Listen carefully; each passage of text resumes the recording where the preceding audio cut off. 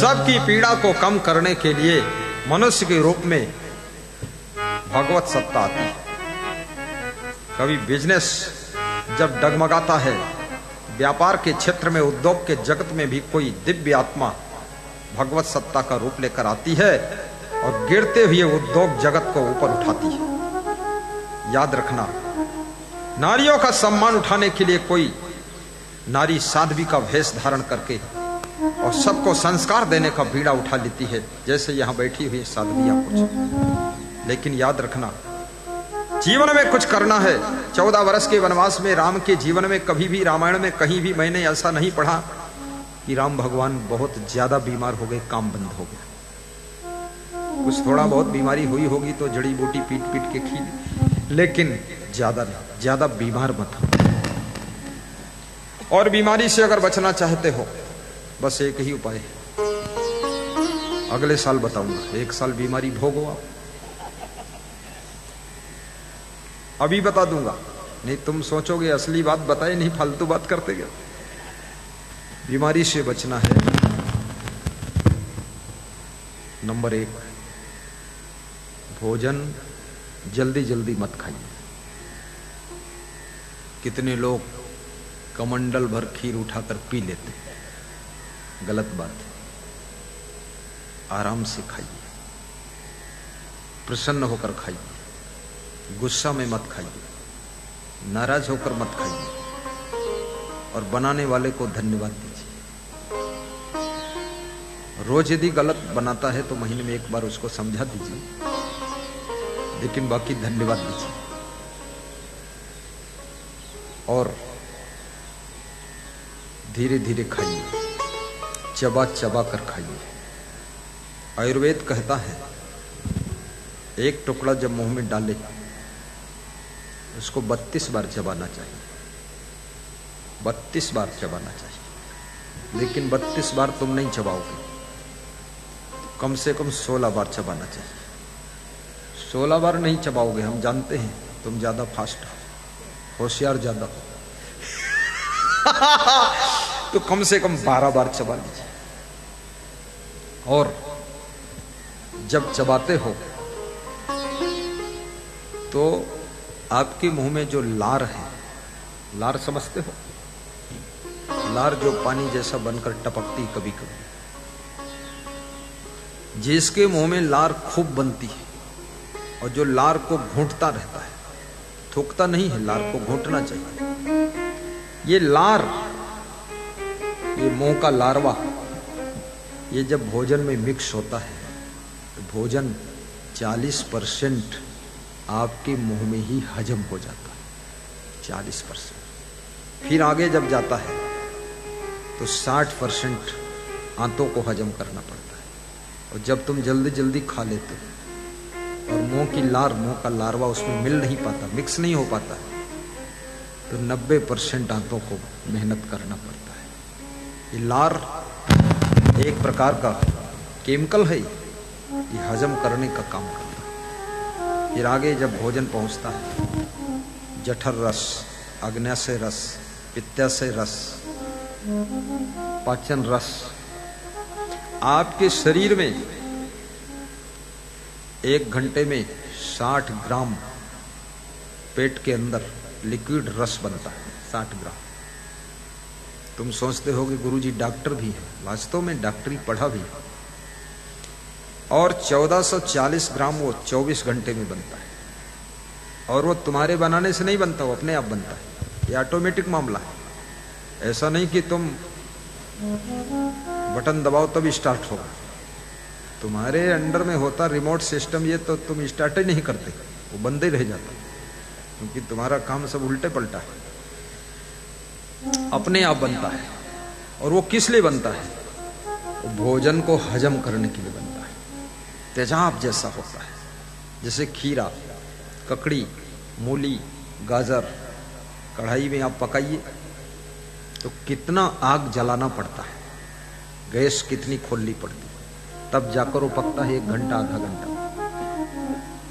और ये आग के पेट के अंदर कितनी आग है सोचो, बहुत बड़ी आग है इसके अंदर। जठराग्नि, पाचन अग्नि, कि आप कच्चा खीरा खा लेते हो, 3 घंटे में सब हजम। कच्ची मूली, कच्ची गाजर, कच्ची ककड़ी, सब हजम। तो सोचिए अंदर कितनी आग जल रही है, दहक रही है आग, और वो सिर्फ पचाने के लिए है। और जब तुम कुछ खाते नहीं हो ना, तो वो जो सब रस 24 घंटे में 1440 ग्राम तैयार हुआ, 1.5 लीटर करीब, वो फिर एसिड में बदल जाता है, फिर तेजाब में बदल जाता है। फिर आपको बदन दर्द होगा, सिर दर्द होगा, आंखों में दर्द होगा, बहुत सारी बीमारियां फैलेंगी। इसलिए व्रत रहने वालों से भी व्यास गादी कहती है, दूध संपूर्ण आहार है। अगर अन्न का व्रत रहना तो थोड़ा दूध का सेवन कर लेना, अगर दूध का व्रत रहना तो थोड़ा फल का सेवन कर लेना, अगर फल का व्रत रहना थोड़ा जल का सेवन कर लेना, अगर जल का भी व्रत रहना तो दाल चावल सब्जी रोटी प्रेम से खा लेना।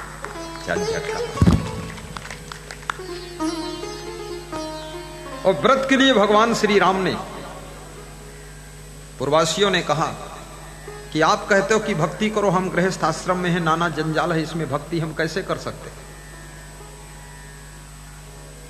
तो राम कहते हैं, अरे पूर्ववासियों, भक्ति तो गृहस्थी के लिए ही है। संत लोग तो विरक्ति करते हैं, भक्ति तुमको ही करना है। ये नाना जंजाल के दुखों से बचने के लिए भक्ति है। ये संसार का माया जाल जिसमें बिगड़ जाते हैं अच्छे अच्छे लोग, उस बिगड़ने की व्यवस्था से बचने के लिए भक्ति है। बोले इतना कौन व्रत रहेगा, कौन उपवास रहेगा, कौन जप करेगा?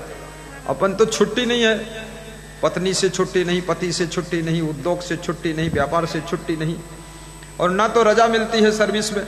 इतना कौन भक्ति करेगा, माला फेरो, ये करो वो करो, जपो। तो राम ने देखा, कबीर की टोन में राम बोल रहे हैं। ऐसा लगता है कबीर राम के भीतर बैठ करके राम से बोलवा रहे। क्या लोग कहते हैं कबीर ये नहीं मानते, वो नहीं मानते, राम क्या कह रहे हैं? आप देखिए रामायण का उदाहरण। कहु भगति पथ कौन प्रयासा, कहु भगति पथ कौन प्रयासा। राम ने भक्ति के मार्ग को सरल कर दिया, कबीर ने भक्ति के पथ को बहुत सहज कर दिया। कोई झंझट नहीं। ये तो उलझन लोग तैयार करते हैं, फालतू फालतू नया नया गुरु पैदा होता है, लफड़ा बनाता रहता है, ये करो वो करो। भक्ति का मार्ग बहुत सरल मार्ग है। योग नमक जप तप उपवासा, योग नमक जप तप उपवासा। राम कहते हैं प्रवासियों, भक्ति के मार्ग में योग नहीं करना, अष्टांग योग भी नहीं करना,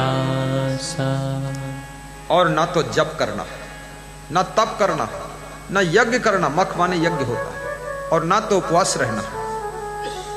अरे तो भक्ति में क्या करना? फिर भक्ति है क्या चीज जब ये कुछ करना ही नहीं है?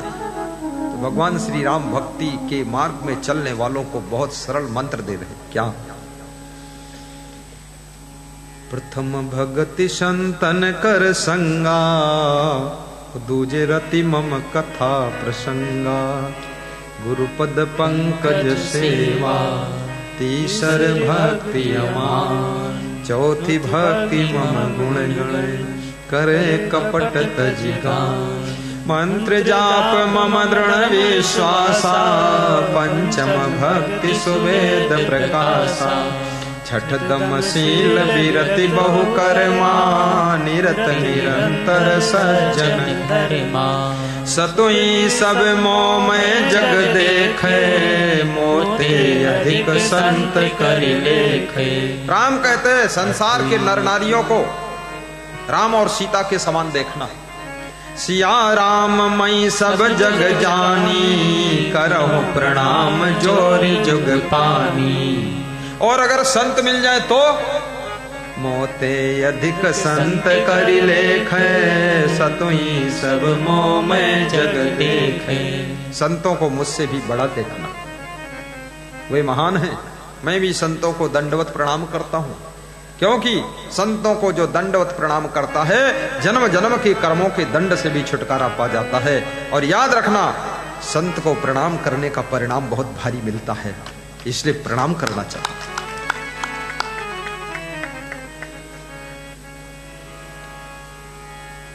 लेकिन संत महात्माओं को भी संत जैसा ही रहना चाहिए। कितने संत महात्मा साधु भेष बना करके उल्टा पलटा काम करते हैं, बदनामी होती है, अच्छे संतों के ऊपर भी श्रद्धा हट जाती है।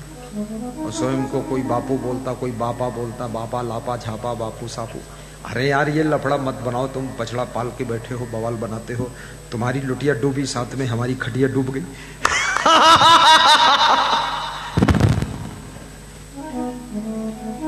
ए साहेब जी बने हो, साहेब माने क्या होता? श्रेष्ठ, श्रेष्ठता दिव्यता तुम्हारे अंदर होनी चाहिए। प्रपंच मत करिए, साहेब जी बन गए, लंगोटी बांधा है तो भाई अपना संभाल कर रखिए मामला ब्रह्मचर्य।